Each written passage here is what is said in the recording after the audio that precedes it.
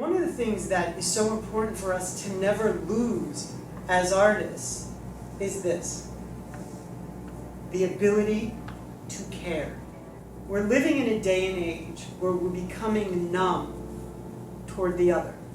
We're getting so lost in a lot of our own mystery, in our own stuff, that a lot of times that keeps us out of the intimacy of the other.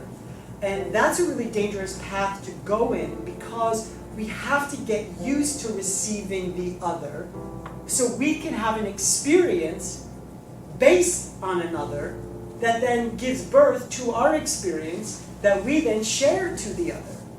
Am I only looking through a one-way lens that's a mirror in which I only see myself? We have to always take care of ourselves. We have to always nurture ourselves. We have to always educate ourselves. We have to really allow ourselves to expand and grow and cultivate not only our craft as artists, but cultivate ourselves as human beings. But we still exist in a world, especially in our art form, that is dependent on others. And so we have to start to learn to care a little bit more about things, about others. We forget that everybody has a story because we're so lost in our own story that we rarely take the moment to listen to someone else's. Understanding that everyone's history is the reason why someone is who they are. Especially when we look at people's actions and either judge them or not understand them or critique them or perceive them in a way that maybe is off-putting to us. The thing about us as artists is we have to be curious about people's story, because it's compassion and empathy that's the opening to understanding justification of why a human being does what they do. A human being only does what they do based on three things: love received, love unreceived, and survival. When we look at someone's actions that we don't understand, or we look at somebody's actions that seem off-putting, or that critic in us comes out, or that judge in us comes out, we miss a very important component that is the possibility of why the human being is doing or taking the actions that they are. And that's called the wound. Our wounds stay with us unless we work relentlessly to heal them. It's our wounds that are responsible, whether they're subconscious or conscious, of why we take the actions that we do. We have to be curious about the other, because it's the other that is always in the repertoire of what you're going to be having to play. Our curiosity of someone's history and the ability to live openly with him or her and receive their experience is a powerful thing. To be able to exchange soul energy with another person, to be able to exchange emotional energy with another person, or feeling life energy with another person, is not only a profound experience as just a normal human being, but as an artist, that's what's happening. We're receiving one another, and then we're responding based on what we're receiving. And again, that's always going to be filtered based on our wants and needs. But we still got to be open to receiving that. I'll never forget a long time ago when I was very, very, very sick. I could barely walk. I mean, I literally could barely walk. I was walking on the street, and I ended up seeing a friend of mine. And he asked me what's been going on. And I just, like, out of the blue, I took the risk to open up.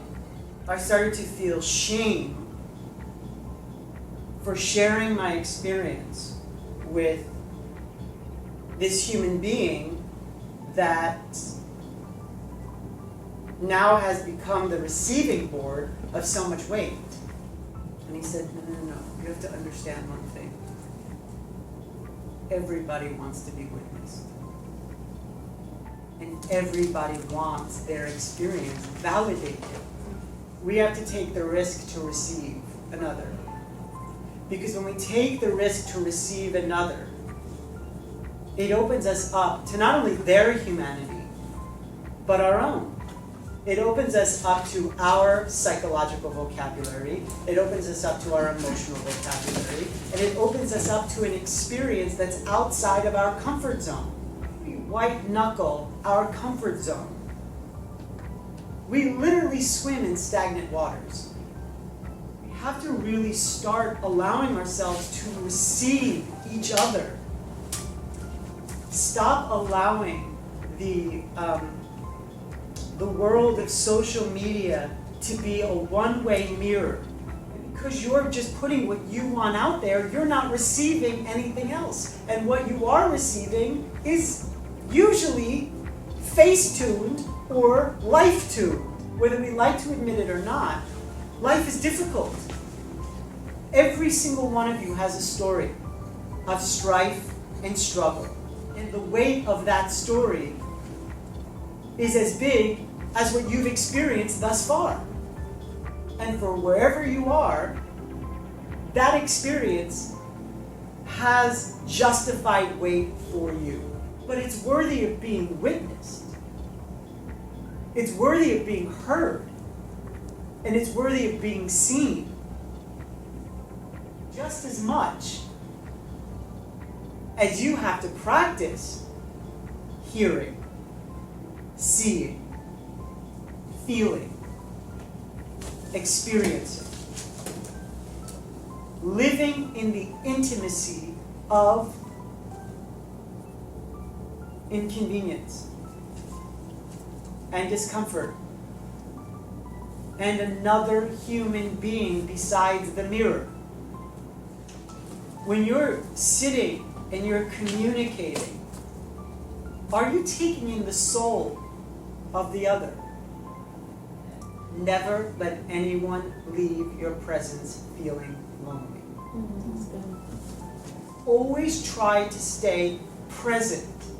There's a gift that we give another human being by allowing them to be witnessed, by allowing their experience to be validated by another human being. Not that they need the validation, but that someone is there validating yes to their experience. Yes, I hear you. Yes, I see what you went through. Whether I agree with it or not, I'm here receiving your experience. I'll have my own thoughts about it, I'll have my own feelings about it, but I'm here receiving it. I'm looking at your eyes. I'm seeing the soul of the experience. I'm seeing your joy. I'm seeing your pain. I'm seeing your hurt. I'm seeing your compassion. I'm seeing your empathy. I'm seeing your resentment. I'm seeing your hatred. I'm seeing your rage. I'm seeing your love. I'm seeing your betrayal. I'm seeing your loss.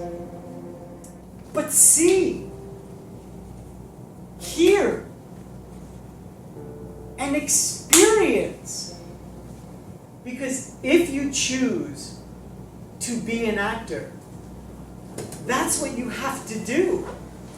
You have to be human in relationship with another human or humans.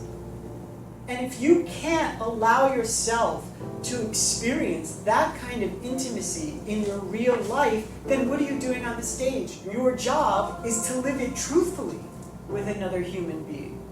Taking in their grit and glory, taking in their love and hate, taking in their joy and their pain, their strife and their struggle, their gains and their losses, their successes and their failures. Do you listen with a fast forward button playing? Do you try to get through it because you're on to something else? Or you need to do something else? What if that human being is not here tomorrow? How do I make this moment be the only moment there is? And live in the pregnant life of what it means to be in intimate relation with another human being. To witness, to validate, to understand, to experience, to empathize, when you really start to explore the receiving of another, that in and of itself starts to create a limitless vocabulary of the human experience that you can draw from, but also that you should have as a human being, because you're not the only one here. And your story is just as important as the other person's, and the other person's is just as important as yours is. Why? Because we are all here because of something's intention. Practice receiving another. Practice staying present with another. Slow down. Talk. Listen. And most importantly, hear. And see. You just see a shift in their eyes. You see something change. You start to see the language of their soul, not by just what they're saying, but what you see happening within the universe of their eyes. There's a language that lives within the human's eyes. Because I'm not interested in the artifice. I'm not interested in the rightness or the correctness. I'm interested in the human experience. That is what acting is about. The human experience. Not the Instagram experience, not the TikTok experience, not the Facebook experience, not the Snapchat experience, or Bumble, or Humble, or Jumble, or Numble, or whatever other apps there is. Uber Eats and Postmates.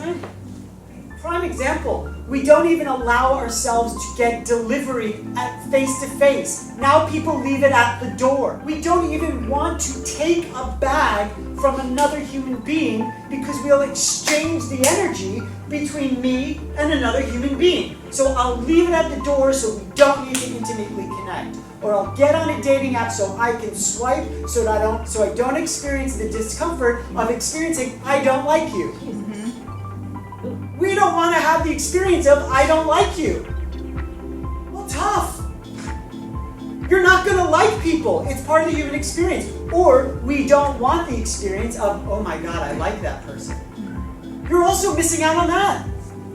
You're also missing out on butterflies when you see someone you're attracted to. Why? Because the picture's not going to give you butterflies.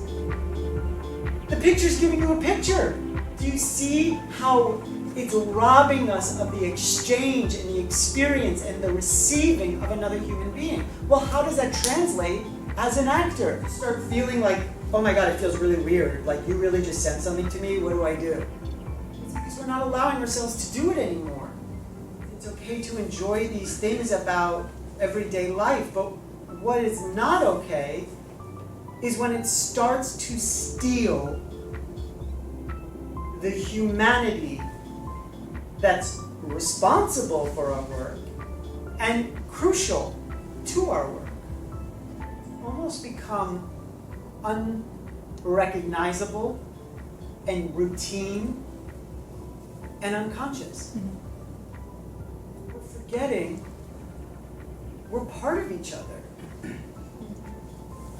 So convenience has done something really detrimental, and that is disconnected us.